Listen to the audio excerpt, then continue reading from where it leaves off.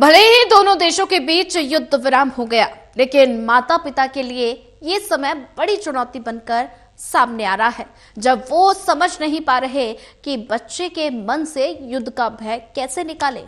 Expert की मानते हैं तो यही सही समय है कि जब बच्चों के भविष्य के युद्धों के लिए समझा सकते हैं और ऐसे में उनके मन से युद्ध का भय भी निकाल सकते हैं। आज की दुनिया में युद्ध, तनाव और हिंसा की खबरें बच्चों के कोमल मन तक पहुंच रही हैं। चाहे भारत पाकिस्तान के बीच सीमा पर तनाव हो, ऑपरेशन सिंदूर जैसी सैन्य कार्रवाइयां हो या फिर वैश्विक स्तर पर चल रहे संघर्ष, बच्चे इन खबरों से अछूते नहीं रहते। और अब जब दोनों देशों के बीच युद्ध विराम हो गया है, ऐसे माहौल में पेरेंट्स के लिए सही समय है कि वे बच्चों से युद्ध की बात करके उनके मन से इसका भय निकाल सकते हैं। जानिए क्या क्या कहते हैं एक्सपर्ट्स। टीवी पर बमबारी की तस्वीरें, मोबाइल पर आते फ्लैश या स्कूल में दोस्तों की बातें हों, हर हाल में बच्चों में डर और भ्रम पैदा कर सकती है। ऐसे में माता पिता के सामने सवाल है कि वे अपने बच्चों को इन जटिल और डरावने हालातों के बारे में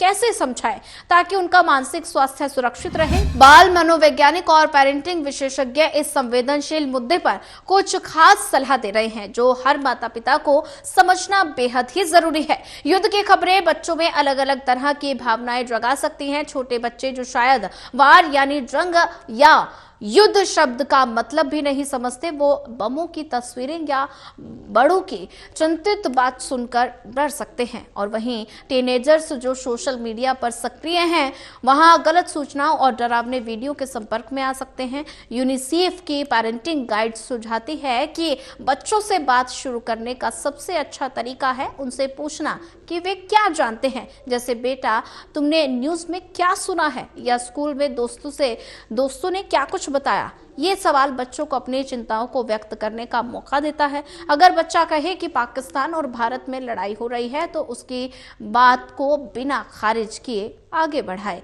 और बाल मनोवैज्ञानिक सलाह देते हैं कि बच्चों को जरूरत से ज्यादा जानकारी ना दे, उन्हें उनकी उम्र के हिसाब से साधारण और सटीक जवाब दे। अगर 5 से 7 साल का बच्चा पूछता है कि युद्ध क्या होता है, तो आप उसे कह सकते हैं कि कभी कभी देशों के बीच कुछ बातों पर झगड़ा हो जाता है, लेकिन बहुत सारे लोग मिलकर इसे रोकने की कोशिश कर लेते हैं और हम यहाँ सुरक्षित हैं। वही 10 से 12 साल के बच्चों को थोड़ा और संदर्भ में बता सकते हैं, जैसे कि भारत ने आतंकवादियों के ठिकाने पर कार्रवाई की ताकि हमारे देश के लोग सुरक्षित रहें।